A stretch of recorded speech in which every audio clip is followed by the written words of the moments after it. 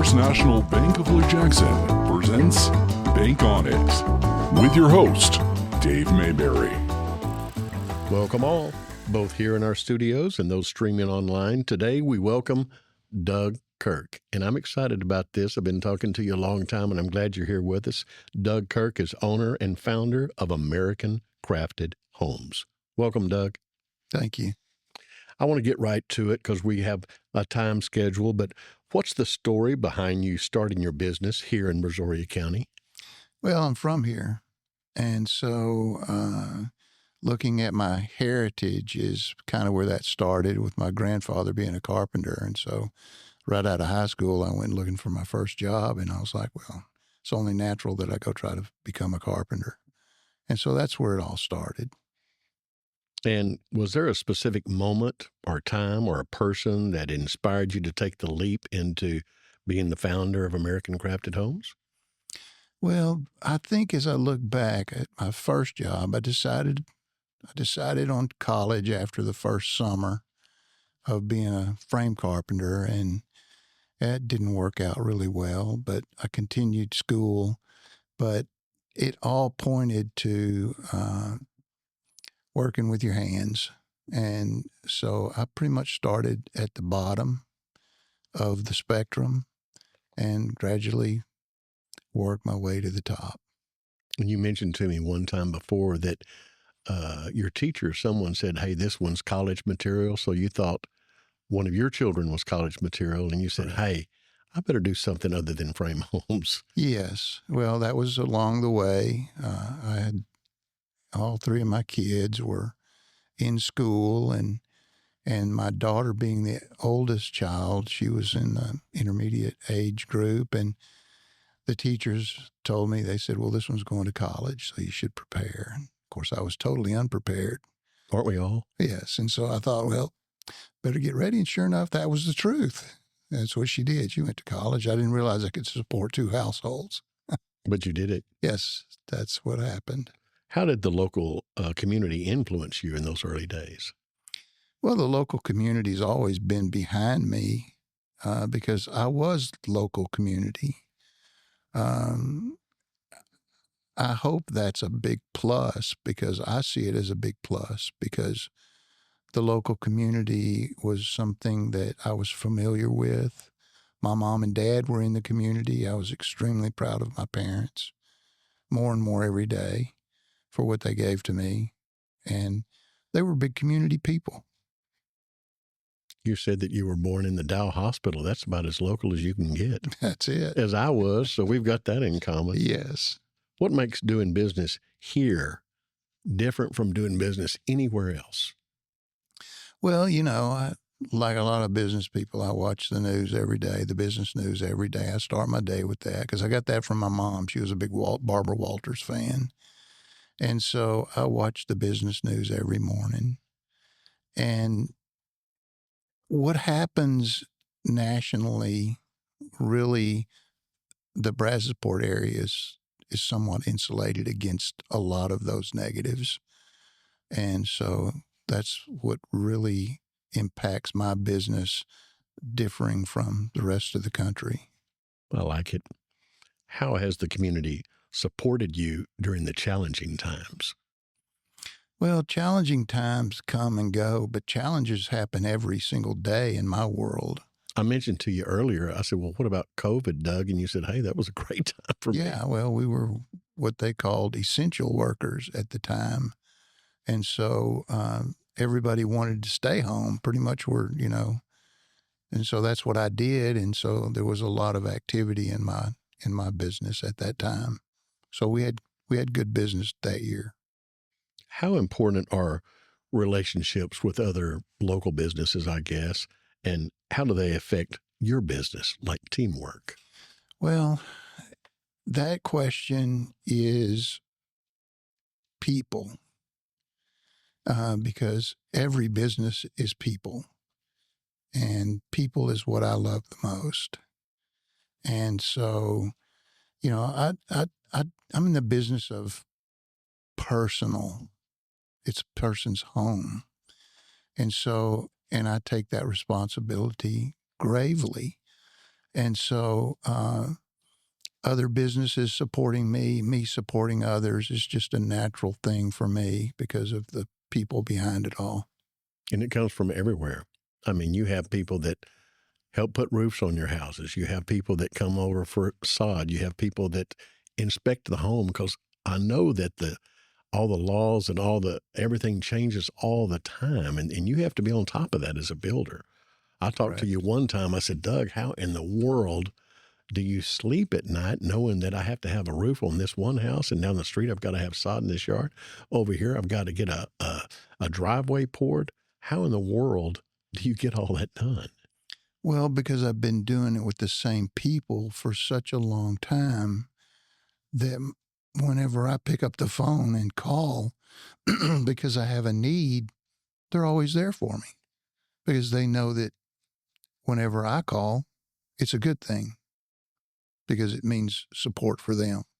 It sounds like teamwork. It is the bottom line. Mm-hmm. And your teamwork is not just your immediate family, but your businesses that are around you and surround you and support you. Yeah, well, it's just that basic for me, because that's the way I started my business. I knew, because I was a subcontractor at the time myself. And so when I transitioned to being a builder, I knew that building a first-class subcontractor team was the key to success. And so I keep my people together and have asked them through the years, as we've gotten older, how much longer are you going to do this? 'Cause maybe I don't want to have to go with somebody else. But most of that has come and gone. And so they've turned it over to their children, a lot of them, because they're that quality of people. Have you asked yourself that question? I mean, I feel great. I love what I'm doing, and I think you do too. I don't think have you set a number on yourself? Like, I'm going to hang this up when I turn this, or is it just as long as I feel good and love what I'm doing? The first time that I sat down with a financial advisor was Kevin Johnson, my school buddy. I graduated with his older brother. He's a great kid. Everybody loved him. Yeah. Anyway, I told him then, I said, because he asked me that question, I said, let's say 77. Sounds like a good number. That's a good number to me too. Yeah. So we'll see. We'll be there together, maybe. Yes, right. That'd be a great day. Hey, we're going to take a short break, and we'll be back with more from Doug after these words from our sponsors.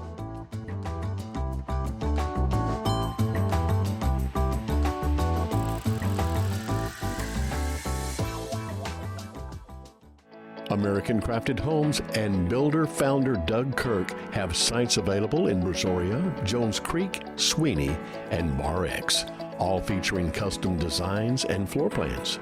Your own lot is also an option for a custom home built with superior quality, all at very competitive pricing. Call Doug at 979-482-2590 and make your dream home a reality. American Crafted Homes. Our podcast today is sponsored by First National Bank of Lake Jackson, featuring financial services with the integrity that you deserve. Let's talk. Call or come by and let's discuss your goals and plans for the future. First National Bank of Lake Jackson, putting you first for over 63 years. Member FDIC. Welcome back. We're speaking with Doug Kirk with American Crafted Homes. Doug, what's the biggest lesson you've learned about running or working a business in a small town? There's not much room for error in a small town. You have to keep it simple. You have to do it right. And that's really the biggest lesson that I've learned, is that watch others ahead of you also. Learn from their mistakes, learn from their successes, and keep your eye on the ball. You know, if you do something wrong, it gets around. But if you do it right, it also does. And your name is circulating around doing the right things. And I think you answer to a higher authority. I know that. And that keeps you looking at the high pie in the sky. And we all love that about you. Well, you're absolutely right about that. But, you asked the question, because one uh-oh offsets 10 attaboys. We've learned that early, right? We know. How have you needed to adapt to changes in the local economy or trends? That's not difficult for me because change has been something that I've been used to in my business because code changes. That's been a challenge through the years, and I've learned at this ripe old age to deal with that in a much better way. And so I've overcome a lot of that because of the way I respond to it. You mentioned Barbara Walters earlier. I've got a Barbara Walters question, Okay. or it can be close to one. If you could go back to day one, what advice would you give yourself? A lot of things like don't take it so seriously. Certainly don't fight it, because a lot of my business is a challenge. Everybody's in business that, my dad was pretty much he was a union man, so he was a fighter. And I would learn not to fight so much and learn to overcome your challenges without fighting, because fighting is detrimental to yourself. And there's more to be said about that, but not here. It kind of goes downhill from there if you're bad to yourself, isn't it? Correct. So you keep it on top. I like that. We were talking earlier also, but share with us, what's some of your favorite local spots? Gosh, like I told you, I don't socialize publicly much. So it's places that I eat at mostly. Brian's Barbecue is a good place. They've supported me, my family, through the years with what they do. I love that family too. Yes, good family. And so the local, of course, country club's gone. Yep, that's so a shame. The best thing you can come to is the local now. So there you go. they got a Riverside hamburger. Yep. So anyway, those are the kind of things that I, go to publicly. You said the Worst House earlier. Yeah, Worst House. There you go. Correct. What about some other businesses that maybe you don't even frequent, but you admire them for what they've done in the past? We mentioned a friend of yours that's going to be speaking on this Thursday. Yeah, Werner Material. There you go. Kenny Werner's been a big, big help to me. In a way, only Kenny could have done. Right. And so great appreciation to him and what he's done for me. And all of the people before me, I could go down the line of all the builders that I've worked for that really set the pace for me to become a builder. And because I was working for them, and so I was able to see firsthand what they struggled with and whatnot. Where do you see American Crafted Homes in 5 to 10 years? I know that's a short amount of time, but just in that amount of time, we talked earlier about the trends of homes and how they've changed. You were talking to me about how they changed in just the last 5 years to an open floor plan and then this. Tell me, pass on to our listeners exactly what you were talking to me about. It's very interesting. Tomorrow I have an appointment in the city of Freeport with the mayor and the new city manager. And they have a unique situation over there where they have 25-foot wide lots. And I'm looking at a landowner that has several of those. Is that Avenue A, B, C, D, E, G, all of that? Yeah, it's used to be behind Clyde Veely's all of that back in there. Mm-hmm. All of that in there. There's quite a bit of that. And I had talked to the city of Freeport probably 5 or longer years ago, and they have some real estate over there that's developable. And I don't know if this current trend is going to fit there, but the gentleman that owns the property that I'm considering building on that I'll be visiting about tomorrow. The lot's 25 feet wide. It's a 5-foot setback, so you don't have the ability to build a 15-foot wide structure. And I said, well, I started out, my wife and I started out in a trailer house, 14-foot wide. So it can be done. It can be done comfortably because I have the experience of living there. Now, marketability, I don't know yet.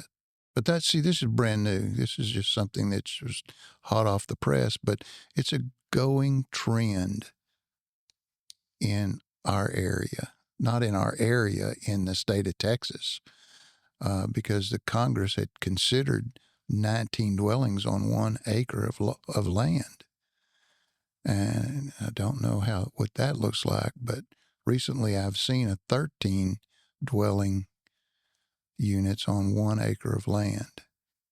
And that's different. But do you see that as being more common in the future? Things like this? No doubt. And it will happen. Maybe people won't be married to their homes. No doubt. And maybe retiring a little bit earlier. No doubt. And it starts with American crafted homes. There you go. Well, I mean, we have to stay we have to stay up with what's trending.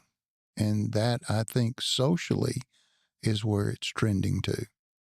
Do you want to mention some of the folks that work closely with you that keep you rolling every day? Oh, yeah, First National Bank, baby. Well, I appreciate that. Well, they, I was thinking on the way over here to do this that pretty much at this point in my career, you have to want me to build your house for me to do it. And First National Bank has expressed an interest in my business, and that makes a big difference to me. Somebody that wants my business versus somebody that could do with it or without it, either way. And so that's what speaks to me. We appreciate it. And we're interested in you, though, too. Mm-hmm. We know you now as just who you are and what you represent, which is even more important. And we look forward to growing with you over the next several years. Me too. And that's exciting. Is there anything that you would like to pass on? We're getting close to closing. Is there anything else that you would like to add or ask or share with others about you or your quality of your homes? What makes your homes different? Me. I was going to say besides No. You, but that it is you, isn't it? It is me. I mean, because, you're particular. You can call me anytime. And I'll be there for you. You've answered every time I've called. Yeah. I know that. So it's, that's the difference in my house and somebody else's is me. And now that my children are builders as well, I tell them, because they have the same skill set I started with. Right. But my skill set's honed better now. And so I tell them, if you have challenges, call me and I will take care of them for you. It's almost against the rules. They get to advance forward because you've already been through that stuff. Yes. Isn't that great? And that's all we ask for our children, isn't it? Yes. And I look forward to interviewing them sitting in that same chair. Good. In weeks to come. I plan on getting them both over here. They'll each have their separate story. I've had a great time with you, and I hope you'll join us again. But thank you so much for spending your time with us here today, and hope you'll join us again real soon. For First National Bank Lake Jackson, Doug Kirk's American Crafted Homes, and Lee Cowan, our producer, editor, and distributor with Marketing and Creative LLC, I'm Dave Mayberry, saying thanks for joining us, and we look forward to our next podcast. You can bank on it.